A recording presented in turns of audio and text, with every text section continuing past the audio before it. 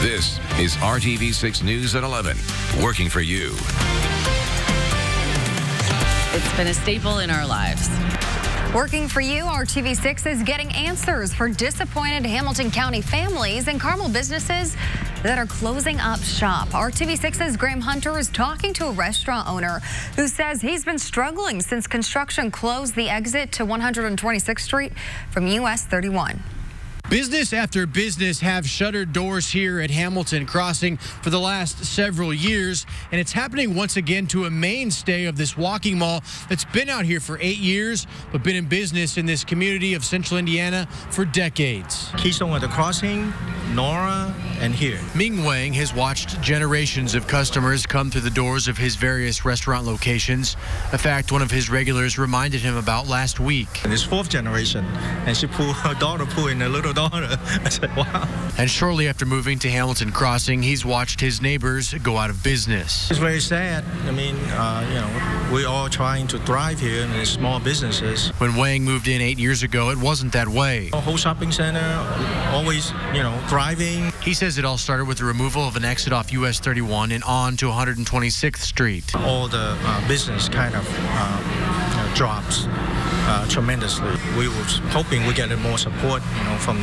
Carmel. A spokesman from INDOT says that change involved the public process and engagement of stakeholders in the area, and the interchanges added at Main Street and Old Meridian Street were meant to preserve access to the nearby areas and access to other city streets. Some people can't even get in. I get phone call all the time how to get in. Some longtime customers found their way in Wednesday night for one last meal. We are so bummed that they're not going to be here anymore. Melissa Rush and her family have been patrons for 30 years. And this lovely gentleman who owns this place knows people by name, and people are bummed that they won't get to see him. Wang says he won't be opening a new location. I'm local, and I'm not a big corporation where somebody can move me.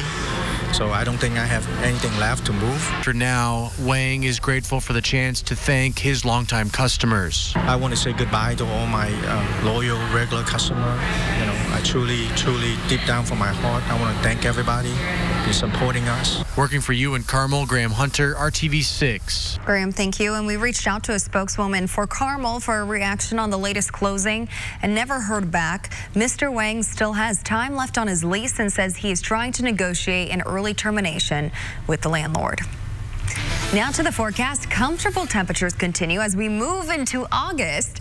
Kevin joins us now, helping you prepare for the start of a new month and the end of the work week. Kevin. How about that? Last hour here of July, where temperatures for the entire month have been a good 3 degrees above average. We're at 71 now. Humidity's dropping. Did you feel that this evening? That north wind continues, although it's light, to bring in drier air. That will be a theme over the next couple of days.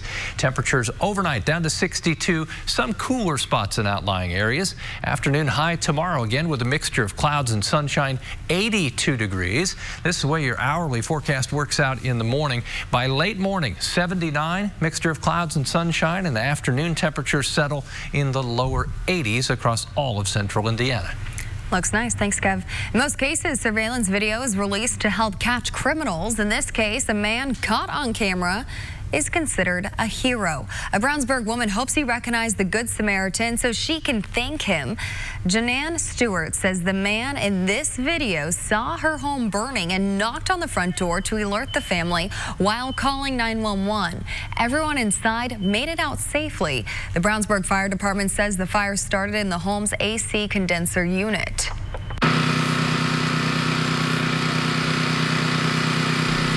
A nonprofit organization that serves senior citizens is one step closer to getting a precious commodity back. Earlier this month, police recovered a wheelchair-accessible van stolen from Johnson County Senior Services after RTV6 reported on the theft.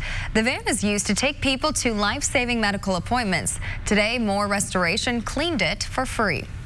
For us as a not-for-profit, people literally die if we can't get them to life-saving treatment. So this is a priceless gift that they're giving us today. The cost of doing this and because of where it's going with the seniors, it was something our owner felt he wanted to get involved in and donate our time and get involved. The van will still be out of service for a while because it needs a new key system. Investigators believe someone had been living in the van and still has the keys. If you have a problem and need help getting results, contact us at workingforyou@rtv6.com. The Muncie Police Chief tells Call 6 Investigates the department is taking steps to prevent future violations after a state police review ruled officers misused equipment. According to the review, officers use their computers to look up info about a man who's been critical of city government. The chief sent an internal memo to all officers reminding them of appropriate use of the law enforcement record system known as IDAX. I think in these couple situations, they were trying to get information on someone that in that situation they shouldn't have been. There was no crime involved. They weren't investigating a crime, and these people have the right to not have this done to them. We certainly realize that we were wrong, and we think we've fixed this issue and should never happen again. The notice of violation is among the lowest reprimands a police department can receive in this situation. State police say they had 2 violations last year. They say these kinds of incidents are not common. A Call 6 investigation into your child's safety in the classroom is prompting reaction from the State House. Our Kara Kenny found Indiana has no requirements in place to have tornado shelters in schools. We found several other states with rules requiring shelters in newly constructed schools, including Illinois, Ohio, and Michigan. Adding a tornado shelter to a new building adds about 5% to the cost of the school. It also offers a lot more protection for students than just hunkering down in a hallway. Representative Randy Fry from Greensburg is on the House Public Safety Committee. He says lawmakers should have a conversation about tornado shelters in schools. Call 6 Investigates found federal funding is available to build such shelters, but most schools do not apply for that money. I think it's something we need to look into, and I think it's also that we need to promote the fact that there are federal grant dollars out there for this, and schools can take advantage of it even without changing the code. Fry says requiring schools to include storm shelters in newly constructed schools will cost money, so they need to figure out who will pay for it. He plans to reach out to the Indiana Department of Homeland Security for their input, as well as Salem schools. As we showed you in our investigation, Salem built a tornado-safe room for Brady Sturm Elementary using federal grants. And we are working to learn what happens next after a building collapsed along a busy Indianapolis road. Firefighters say the building went down just after 3:30 this afternoon. It's on West 30th Street between Boulevard and the I-65 entrance on the north side. The building was vacant and no one was hurt. Changes are coming to a very popular part of downtown Indianapolis near Monument Circle. New at 11 tonight, the Department of Transportation shared details and answered questions about the East Market Street project. INDOT says Market Street between Pennsylvania and Alabama will be closed from March 2020 through November 2020 for road and sidewalk improvements. We spoke to a man who owns a business at City Market, which will be impacted by the construction. Andy Howard was hoping for even bigger changes. I'm a little disappointed. I was really hoping that this might be switched to be a totally pedestrian area, not have any cars in there. I think it'd be great if they had a strip of trees down the middle and some more permanent shelter for the actual farmers market. The farmers market at City Market will have to relocate temporarily during construction. The project is part of the larger Monument Circle reconstruction plan. President Trump and Vice President Mike Pence are scheduled to visit the Midwest tomorrow. A rally is set for 7 o'clock at U.S. Bank Arena in Cincinnati. According to the presidential campaign, this will be the 4th rally in Cincinnati since President Trump first started his race for the White House in 2015. And that visit will come one day after Democrats running for president debated the issues. Another 10 candidates took the stage in Detroit tonight. ABC's Maggie Ruley reports. Night 2 of the Democratic presidential debate in Detroit started off with what some are calling a verbal jab before the first question was even asked. With Vice President Joe Biden coming face-to-face with Senator Kamala Harris after the two squared off over busing and race relations in the first debate, both bringing it up again in round 2. The vice president has still failed to acknowledge that it was wrong to take the position that he took at that time. Barack Obama knew exactly who I was. He had 10 lawyers do a background check on everything about me and civil rights and civil liberties, and he chose me, and he said it was the best decision. This time, Senator Cory Booker joined in. This is a crisis in our country because we have treated issues of race and poverty, mental health and addiction with locking people up and not lifting them up. And like night one, healthcare was top of the list. The person that's enjoying this debate most right now is Donald Trump, as we pit Democrats against each other while he is working right now to take away Americans' health care. With Harris having to frequently defend her new health care plan. The senators had several plans so far. You can't beat President Trump with double talk on this plan. The reality is that our plan will bring health care to all Americans. But all agree the priority is getting President Trump out of the White House. First thing that I'm going to do when I'm president is I'm going to Clorox the Oval Office. The opposite of Donald Trump is an Asian man who likes masks. Now, all 20 candidates are hoping that their performances over the last 2 nights have been enough to get them into the next round of debates in September. Maggie Rulli, ABC News, Detroit. We got certified for Alzheimer's and dementia training, and that was my favorite part, was learning about that and being with the older generation. Coming up, Hiring Hoosiers takes you inside a pioneering new program for future caregivers. And a site that says 1,000 words, superheroes unite to honor the life of a Central Indiana boy. You're watching RTV6 News at 11. AndyMooreToyota.com. This is RTV6 News at 11, working for you. A bittersweet goodbye at the funeral for a young Central Indiana boy who died of brain cancer. RTV6's Rafael Sanchez reports famous faces from as far away as Gotham City traveled to Delaware County to honor the 8-year-old. This moment is not an end, but a beginning for people of faith. The Flash, Wonder Woman, Spider-Man, and Batman were pallbearers, and among Christian Doherty's favorite superheroes.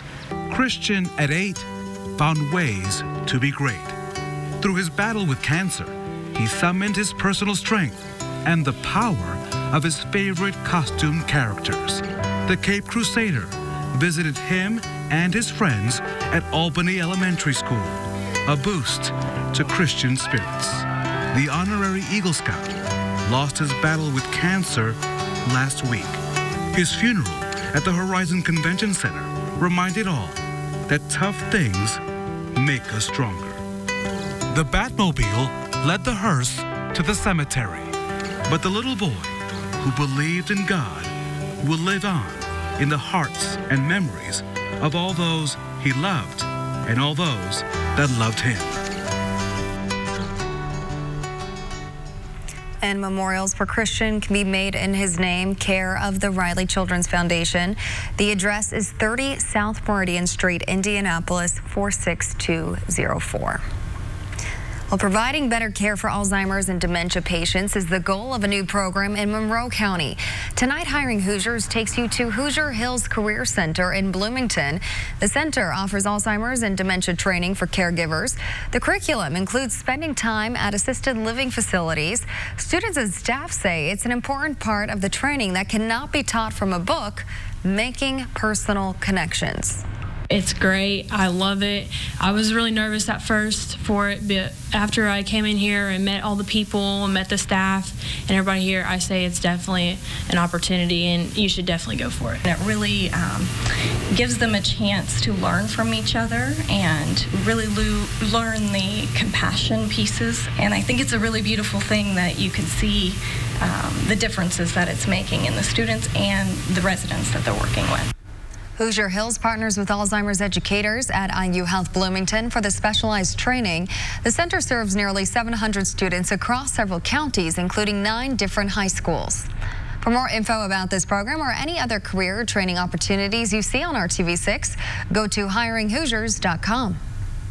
Shops, restaurants, and other businesses inside Indianapolis International Airport are hiring Hoosiers. You can learn more about each opportunity at a career fair tomorrow. It goes from 10 to 2 at the South Ticketing Hall on the 3rd floor of the airport, door number 1. Indianapolis police and city leaders continue to be seen and heard around the community. Once a month, Mayor Joe Hogsett, IMPD Chief Brian Roach, and others hold a public safety walk in a neighborhood. Today, they walked and talked to neighbors near Garfield Park on the near south side. Usually, officials pick the location for the walks, but not this time. Kind of significant and maybe a little different than some of the others because we were asked to come here.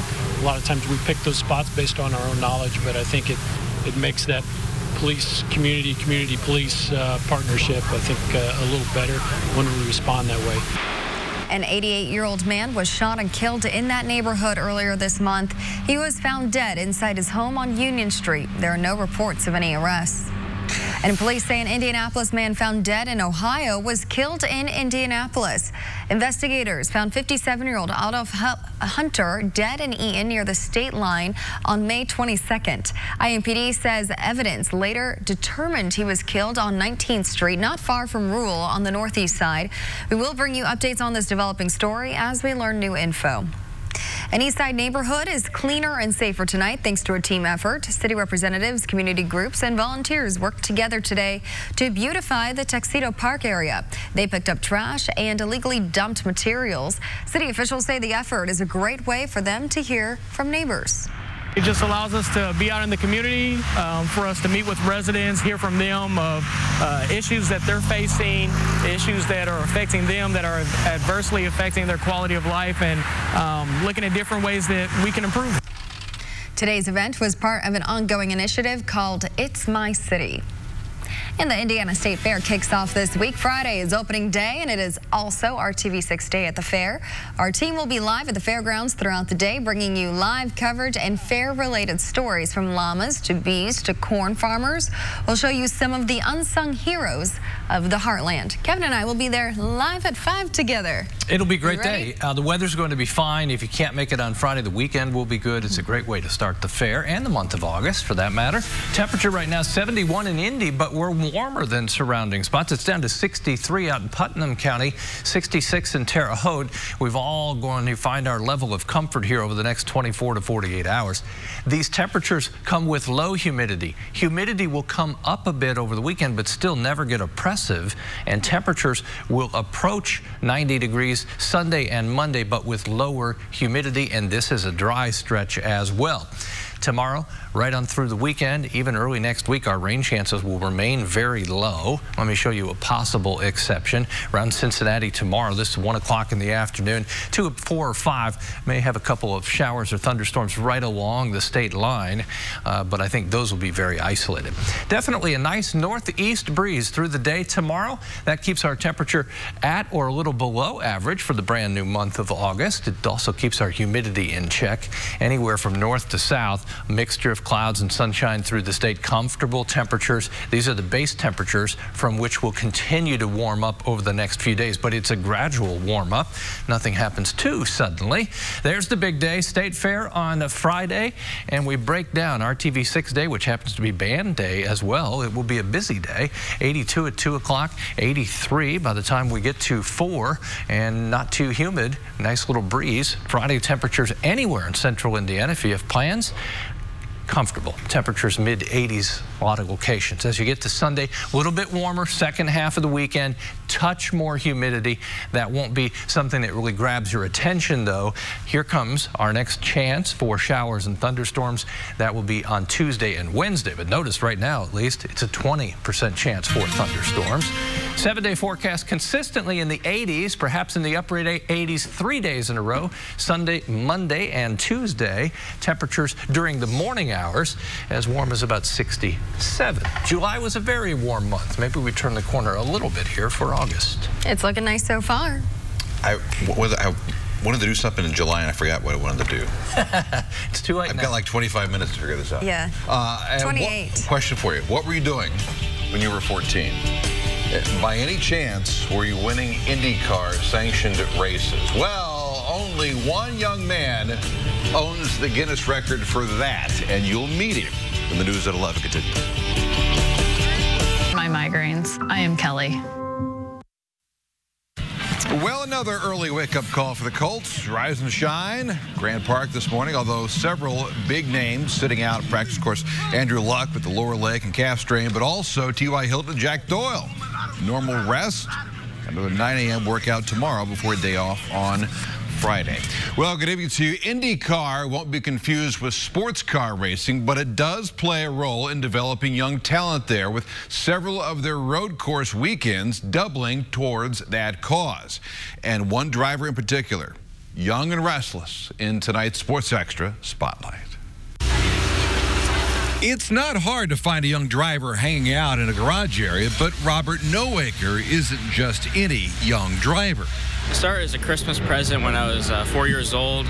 It was just kind of a hobby to do Saturday nights, and that just became something bigger, and we started doing national series. That karting career now has him driving in the IndyCar-sanctioned Mazda Global MX-5 Cup. And a year ago, and the 14-year-old is going to win at Donnybrook over the past last 4 or 5 turns and get to victory lane. Yep, at the age of 14, Robert became the youngest to ever win an IndyCar-sanctioned race, putting him in the Guinness Book of World Records. Now at 15, he's aiming even higher in the 12-round championship. You're a seasoned veteran now. Yeah, that's kind of weird to think. Is I've been racing for 10 years now, and I'm only 15. Clearly, youth is served. Bob Nowaker is Robert's father. I try not to be that little league dad that thinks his kid's the best one, and I try to keep that in perspective. But it's very cool to watch your son. And he's doing it against older, more mature racers and beating them all. His second career win came at Road America. Wind checkers are out, and how about Robert Nowaker? And a third just a few days ago at Mid-Ohio, as winning becomes a family affair. How much do you enjoy this? Oh, I enjoy it a lot. It's, even when I go home, people think that it's just here that you're thinking about racing, but it's all the time. How much do you push him, or does he kind of push himself? Well, we have conversations about that, and so I kind of let him be the gauge of how much information he wants, and yeah, he hears it over the radio quite a bit because that's what he's looking for. He needs pushed. He wants pushed. Make some noise for your Andy. And whatever Dad is saying over the two-way radio works all the way to victory lane, and just maybe one day an even bigger stage. Just imagine when he turns 20. We're going to be hearing about you for a long, long time, aren't we? Yeah, I hope this can keep going, and hopefully I can be in one of those endurance races. His aim is to race in the 24-hour races at Daytona and Le Mans. He finished 8th in the points championship last season, currently 5th this season. Next race comes up Portland, Labor Day weekend. All right, finally tonight, first and foremost from the field house, and they're back from the All-Star break. Erica Wheeler with a warm reception after winning the All-Star MVP Saturday afternoon. Candace Dupree joining her. And they start the second half of the season with a win, 61-59 over the Atlanta Dream. Wheeler with an eventual game winner with about 12 seconds left. She also had a team high 15, their first home win since June 7th. They host Minnesota Saturday night. The news at 11 continues after this.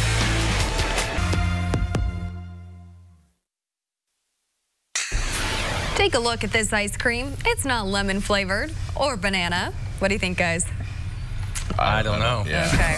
Well, it's mustard. French has teamed up. Yeah. It teamed up with an ice cream company to create the flavor in honor of National Mustard Day on Saturday. Unfortunately, or fortunately, the mustard ice cream is only going to be available for a few days in LA and New York. I would have said no way, but during the commercial break, Dave was passing out maple syrup mints. It's a thing. A lot of things work. No one will It might relish be good. Good that night. ice cream, though. Try it. Got it.